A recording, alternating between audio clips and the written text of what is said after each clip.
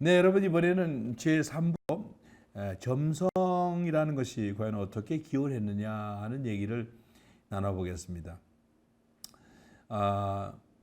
별자리와 점성 그리고 국가 통치 이것을 연결하는 맥이 뭐냐 이렇게 물어보신다면 그것은 역시 인간의 마음이라고 말씀드릴 수 있겠습니다.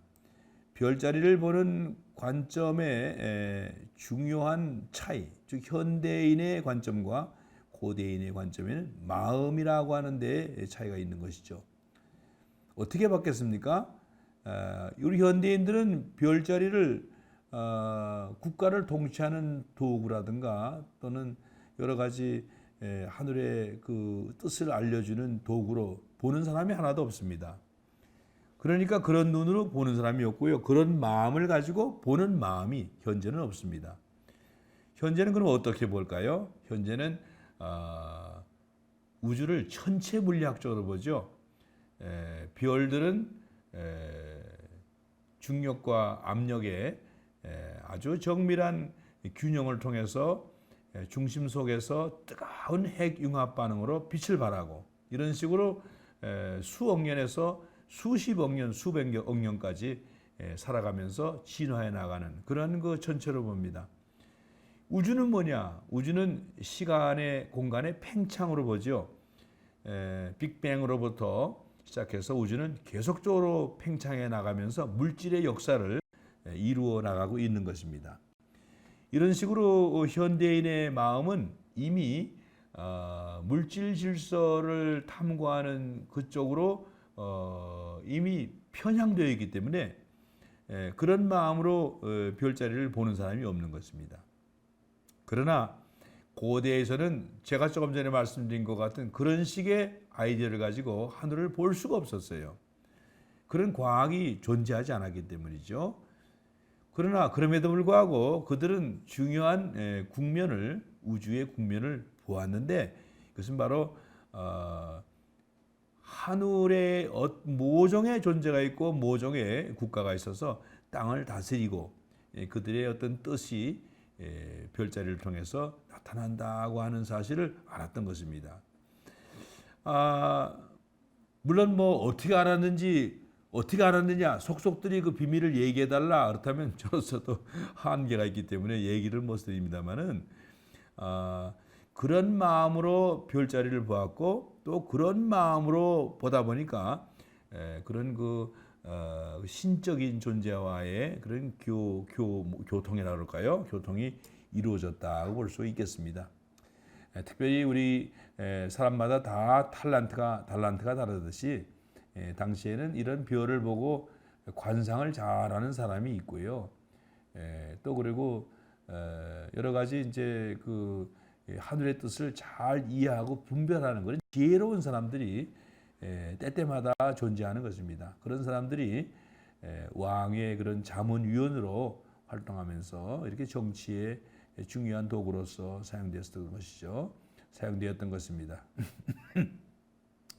자, 그러면은 고대인은 마음으로 별자리를 보았고 이렇게 바로 이 마음이라는 것이 바로 별자리와 종교와 점성의 맥을 이어주는 축이라는 것을 말씀드릴 수 있겠습니다.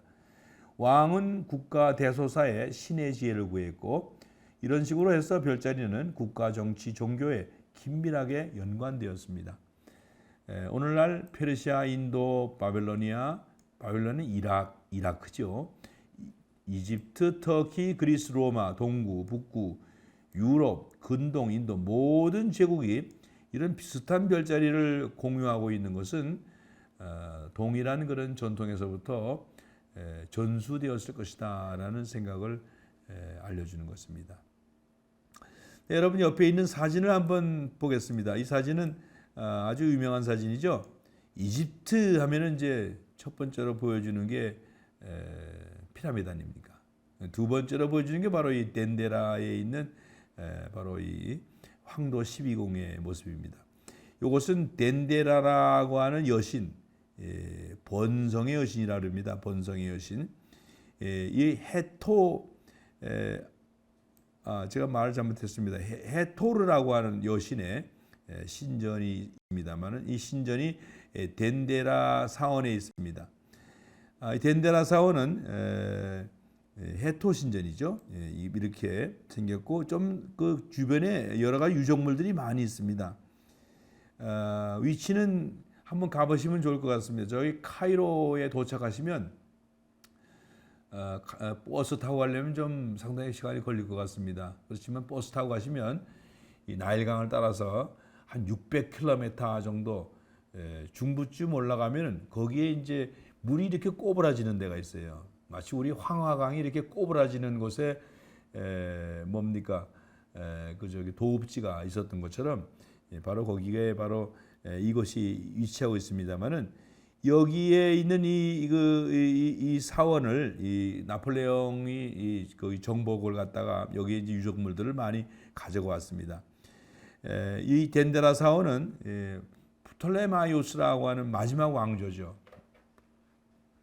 프톨레마이오스라고 하는 마지막 왕조 때 건축이 됐는데 아마도 한 200년 이상 걸렸을 것입니다. 그래서 AD 한 100년까지도 아마 한 100년까지 올까요? 100년, 50년인가요? 이런 정도의 완공이 되었다고 보는데 시작은 훨씬 그 이전에 시작이 되었다는 얘기가 있습니다. 여기에 입구에 보면은 천정이 있는데 천정에 이러한 그 조각품들이 있습니다. 바로 여기에 있는 둥그런 이 모습이 천구를 상징하고 그 안에 여러 가지 별자리들을 그려놨습니다. 여러분이 혹시 그 인터넷을 들어가 보시면은 이 사진을 확대해 가지고 자세히 보시면 됩니다. 저도 지금 뭐가 뭔지 잘 모르지만 재미난 거는 이것이 상당히 아주 정교한 그런 작업으로 하늘의 별자리들을 그려놨다는 것입니다. 특별히 잘 분석해 본 결과 여기에는 천년에 한 번씩 나타나는 행성의 직년 현상, 또 그리고 일식 현상 이런 것들이 그 천년에 한 번이 아닙니다만은 일식 현상이 분명히 여기 그려져 있어 가지고 이것을 그린 당시 이집트의 천문학은 상당히 조예가 깊었다 이렇게 말씀드릴 수 있겠습니다. 여러분 이와 같이 이 왕궁 신전에 이런 그 점성을 위한 이런 그 황도 12궁과 같은 그런 천개가 그려져 있다고 하는 것은 그것은 분명히 당시로서는 이 점성과 통치가 중요하게 연결되어 있고 종교와도 연결되어 있다는 것을 분명히 얘기하고 있는 것입니다. 이런 식으로 별자리와 점성과 정치가 이어지는 것은 분명히 이 마음에 있습니다. 이 마음이 바로 그러한 그 교량 역할을 한다는 것이죠. 우리나라의 경우를 한번 와서 보겠습니다. 우리나라에는 여러 가지 별자리를 그려놓은 그런 유적들이 많이 있습니다만은 그 중에 이제 몇 가지를 들자면 바로 묘실 벽화를 들 수 있습니다. 그다음에 그 암각화 같이 바위 위의 표면에 이렇게 구멍을 파가지고 만들어 놓은 별자리가 있죠. 그 구멍을 성혈이라고 부릅니다. 고인돌도 마찬가지입니다. 이 고인돌은 한마디로 말하면은 그 당시에 사회적인 지위가 꽤나 나가시는 그런 왕이나 귀족들의 무덤이라고 볼 수 있죠. 특별히 개인 무덤이라기보다는 단체 집단 무덤이라고 볼 수 있습니다. 이 무덤, 이 별에 미안합니다. 이 돌의 표면에 별자리를 구멍을 냈는데 바로 이 대표적인 예가 여기 있는 이 그림입니다, 여러분.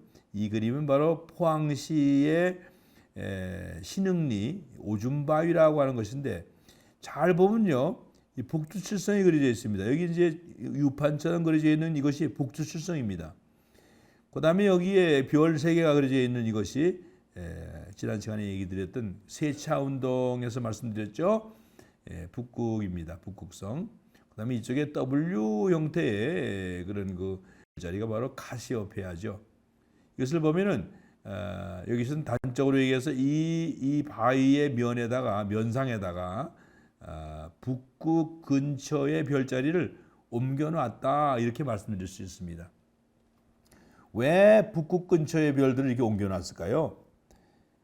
보기 좋아서 그랬을까요? 아니죠. 이것은 바로 우리나라 이 동양에서는 이 북극을 중심으로 한 큰 서클을 중관이라고 해서 바로 이 우주의 중심, 이 하늘에 나라가 있다면 그 나라에 보좌가 있는 곳이라고 여겼죠. 그 얘기는 바로 이렇게 이 그림을 그림으로써 이곳을 주관하고 있는 이 하늘의 신이 그 부족을 보호하고 번영하게 해달라라고 하는 그런 그 신적인 기원이라고 볼 수가 있겠습니다. 똑같이 이렇게 왕의 무덤에 4개의 벽면과 천장에 그림을 그려놨는데 여기 천장에는 그림을 그려놓지 않았군요. 옆에 보면은 별의 성단을 그린 것 같고 이쪽에는 북두칠성을 그린 모습이 분명합니다. 북극을 상징하는 북극의 삼성이 그려져 있습니다. 이 북쪽이죠, 이렇게. 뭐 잘못 눌렀더니 딴 게 나오네요. 아이고 이게 줄여야 되는데 안 줄여져서 큰 대로 하겠습니다. 자, 커서 좋습니다 이제. 자, 그래서 여기 이제 북극 삼성이 들어 있고요.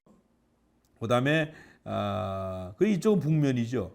북면이 되어 가지고 이런 것들 그랬으니까 이 얘기는 무슨 얘기냐면은 이것들이 다 당시에 국가와 나라를 보호해 주었던 신들이라고 생각했던 얘기 아니겠습니까? 신이 아니라면 신을 대표하는 상징이라고 볼 수 있겠죠. 다시 말해서 이 왕을 번영하게 하고 보호해 주었던 그런 국가의 국신이 죽어서도 이 나라의 그 왕을 보호해 주시고 국가와 민족을 번영하게 해달라는 그 기원 활동으로 이렇게 했다고 생각이 듭니다. 이런 식으로 여러분 당시 고대인들의 별자리, 이 별은 오늘날의 그런 그 현대인의 관점에서는 볼 수 없는 그런 특이한 그런 국면이 있다는 부분을 여러분 생각하시고 이런 것들을 연구할 때에는 현대 천문학적인 그런 지식과 함께 이런 그 종교적이고도 철학적인 그런 국면들을 감안하셔가지고 이해할 필요가 있습니다. 자, 그다음에 이제 고대 점성의 목적이 뭐냐 하고 물어본다면 고대 점성의 목적은 정치입니다. 오늘날에는 점성술이라고 해서 상당히 좋지 않은 미신으로 많이 치부가 됐습니다. 또 개인의 운명이나 개인의 운수 이런 것들을 보기 위한 하나의 도구로 전락이 되었습니다만은 사실은 이 개인적인 것이 아니라 국가적인 것입니다. 나라의 통치를 위한 것이라고 볼 수가 있겠죠. 여러분 이렇게 동양의 점성술이나 고대인의 천문을 볼 때는 늘 관상수시라고 하는 이 대목을 늘 기억하실 필요가 있습니다. 여러분 제가 몇 번 우스갯소리로 말씀드렸죠. 이 관상은 관상을 보는 게 아니라는 것이죠. 이것은 바로 하늘에 나타나 있는 징조를 파악하는 지혜학문이었다라고 볼 수 있습니다. 수시라고 하는 것은 별의 움직임을 이것을 파악하는 수학이었고 당시 과학이었습니다. 오늘날에는 이것이 관상이 뭘로 대체가 됐다고 말씀드렸습니까? 바로 천체 물리학으로 대체가 된 것이죠. 이래서 옛날 사람들은 하늘을 여러 개의 분야로 나눴습니다. 10개의 분야, 12개의 분야, 여러 개의 분야로 나누어 가지고 그래가지고 이걸 분야라 합니다. 각 분야는 주변에 있는 각국을 대응하는 하늘이라고 봤습니다. 예를 들면은 어떤 A라고 하는 나라에 대응하는 그 하늘의 별자리가 저놈인데 거기에 이상한 일이 일어났다고 하면은 그러면 그 나라에 어떤 이상한 변고가 일어나는 것으로 그렇게 이제 해석을 한다는 것입니다. 각 분야에는 해 나라를 다스리는 권세와 정세 및 다양한 존재가 있습니다. 권세라고 하는 것은 장군이나 그런 그 권력을 가지고 휘두르는 그런 그 권세를 얘기하고요. 정세라 그러면 왕이죠. 권한이 있죠. 왕이 직접 나가서 칼을 들고 싸우지는 않지만 그 입으로 명령을 하면 바로 다스려지는 것이죠. 이렇게 돼서 당시에는 그 별자리에 어떤 권세도 있고 정사인데 제가 정세로다가 표현했군요. 정사가 있어서 왕이 있어서 거기에 어떤 변고가 나타나면 그러한 그 해당 그런 문제가 있는 것으로 보았던 것입니다. 개인의 운세는 점성 외에 다른 여러 방법으로도 알 수 있죠. 점성이 아니라 여러 가지 다른 방법들이 많이 있기 때문에 점성이라는 것은 전통적으로 주로 국가 정치 도구로 사용되었습니다. 특별히 여러분 꼭 기억할 한 이론이 있습니다. 제리설이라고 하는 것이 있습니다.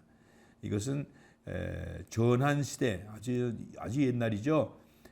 BC 179년에서부터 104년 이 한나라가 통일되기 직전이 아닌가 싶습니다만은 이때의 유교학자였던 동중서라고 하는 선생이 어떠한 주장을 했느냐 하면은 일체의 자연이 다시 말해서 홍수가 난다든가 태풍이 온다든가 또는 큰 폭설이 와가지고 여러 가지 변고가 나타난다든가 이런 모든 자연 재해 축대가 무너진다 또는 뚝방이 무너진다 또는 다리가 무너진다 또는 궁전이 무너진다라는 등등의 여러 가지 자연 재해는 모두 다 정치적인 잘못에서 기인했다고 주장을 했습니다. 이것은 왜 그러냐면은 그 사람의 원리에 의하면은 천지 사물의 변고가 있을 때 조금 전에 말씀드렸던 그런 얘기입니다. 리라고 하는 것은 큰 것이고 작은 것을 재라고 그랬는데 이런 이 재리라는 것이 세상에 발생하게 되면은 이것은 하늘의 뜻이다라는 것입니다. 그 하늘이 어떻게 나타내졌냐면은 정치를 제대로 해라 하는 그런 그 징계로 받아들였다는 것입니다. 만약에 그 일식이 일어났다 그러면은 일식이 일어난 거는 경고사항이에요. 경고사항이기 때문에 왕은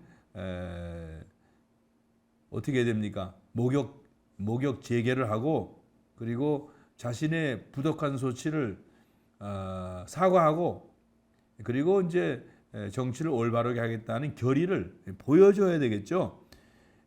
그렇게 했더니 일식이 예견된 일식이 안 일어나더라. 그 일식이 안 일어났다 그러면은 그것은 이제 하늘이 이 왕의 이 결단을 가상하게 여기고 일식을 폐했다. 이렇게 이제 해석이 되는 것이죠. 맞는 말인지는 모르겠습니다만은 이 동중서라고 하는 분은 그런 그 믿음으로 하늘의 뜻과 다르게 정치했을 때 반드시 재리가 이 땅에 나타난다고 하는 그런 사상을 폈습니다. 이것은 이 동중서 한 사람만의 의견이 아니고요. 고대인들에게 흘렀던 당시의 우주관을 얘기하고 있다고 볼 수 있겠습니다. 이런 재리설의 토대가 되는 세계관을 천인상관론 무슨 말인지 알겠죠, 여러분? 하늘과 땅이 서로 연관되어 있다. 서로 관련을 가지고 서로 운명 공동체와 같이 살아가고 있다라는 그런 말씀이 되겠습니다. 이렇게 해서 고대 점성은 참 정치의 도구로서 대단히 중요했다는 사실 여러분 말씀드리고 그래서 우리 여러분들 첨성대를 연구할 적에도 첨성대를 하나의 건축으로만 연구할 것은 아닙니다. 이것을 통해서 당시인들이 정치, 천문을 통해서 정치가 어떻게 이루어졌나 하는 것을 볼 필요도 있죠. 우리가 천문학 하는 사람들은 정치에 별로 흥미를 느끼지 않습니다만은 정치를 알아야 그래야 이 천문학도 볼 수 있는 그런 그 맥락이 고천문학에는 존재한다고 볼 수 있겠습니다. 여기서 보이는 것은 천상열차 분야지도라고 해서 분야지도 아까 말씀드린 분야가 나오죠. 12개의 분야로 나눠 가지고 각각의 그 영역을 각 다른 나라에 또는 다른 그 영역에 예를 들면 우리나라의 팔도에 배당하는 그런 식으로 이제 점성에 연결을 시켰습니다. 천상열차 분야지도에 나와 있는 별자리 그림입니다.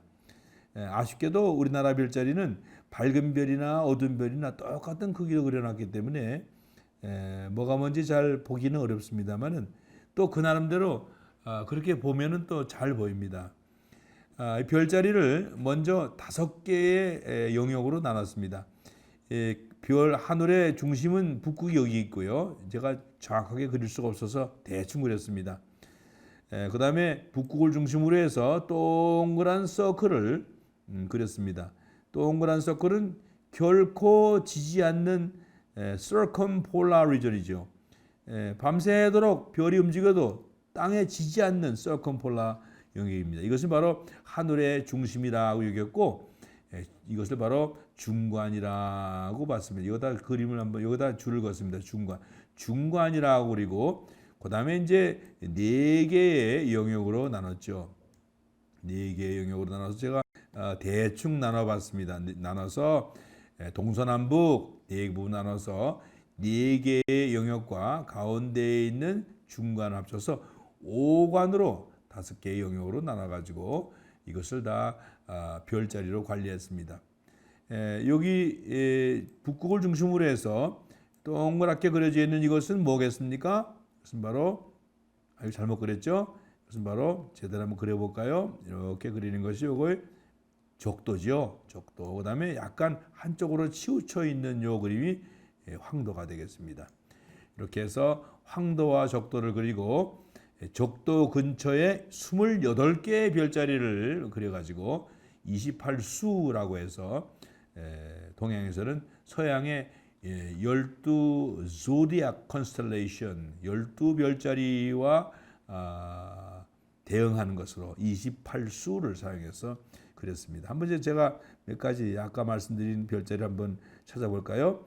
여기 이렇게 낚시 모양으로 되어 있는 이게 뭡니까 여러분? 전갈자리가 보이죠? 그 다음에 아까 말씀드린 여기 사수자리가 이렇게 보이죠? 이렇게 보이죠? 보입니까 여러분? 보일란가 모르겠습니다. 이 사수자리는 이렇게 해서 그렸고 그렇죠? 그 다음에 주전자 꼭대기가 보였죠? 그래서 우리 은하의 중심이 여기쯤 이렇게 있습니다. 이 동지자리입니다. 동지자리가 여기 있습니다.